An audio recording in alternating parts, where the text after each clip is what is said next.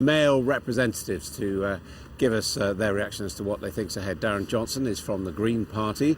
Rhun Iowerth is from Plaid Cymru, and also here the SNP's Humza Yousaf. Welcome to you all.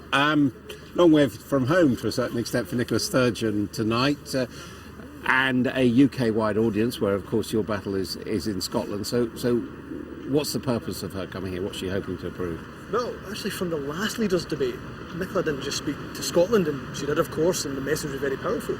But clearly, from every poll that almost came out, showed that Nicola won across the entire United Kingdom. So that progressive agenda is not just for Scotland.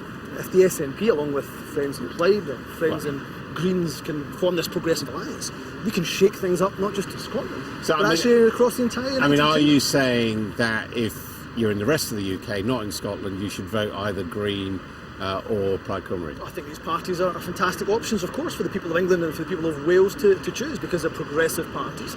They're saying no to austerity, saying we're not going to cut our way out of the recession, we're going to invest in people, and that's a great message. Because, of course, in Scotland and Wales, you're fighting against their parties for votes. So how can you talk about a progressive alliance? We are standing across the country, obviously, but you look at what Greens have been doing in the European Parliament. The votes. But we fight each other in European Parliament elections and then work very well together in European Parliament. Caroline Lucas, as a Green MP, has already worked extremely well with Plaid Cymru MPs and with SNP MPs on issues like Trident and so on. And so if we get a much stronger grouping, including a strong group of Green MPs next time round, there's so many issues where we can really drive a hard bargain and really make a long-term difference to British politics. Your parties were once in alliance in Wales, they're not anymore, so how can we talk about a progressive alliance? And alliance is the important word, of course. There hasn't been an amalgamation of our parties. What we're saying is that we have a progressive agenda on austerity.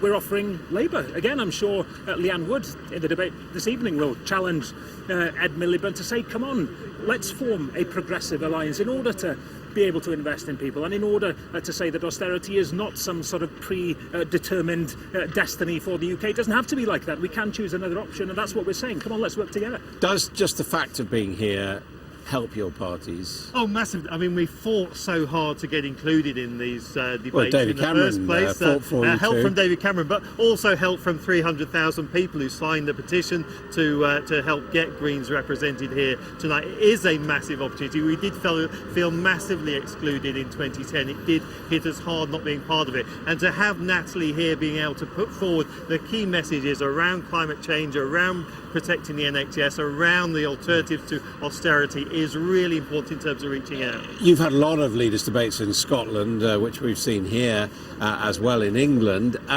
What do you feel about David Cameron and Nick Clegg deciding that they'd sit this one out?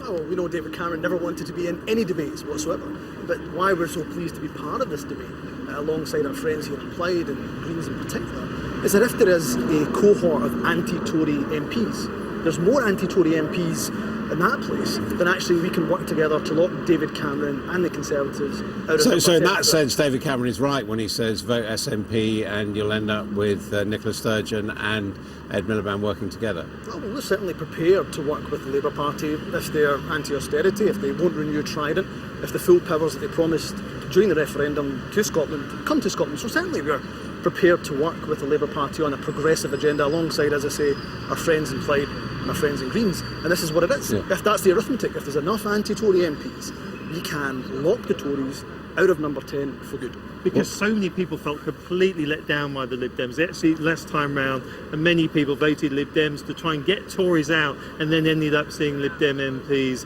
voting in a Tory-led. So you think Nick Clegg should have come here?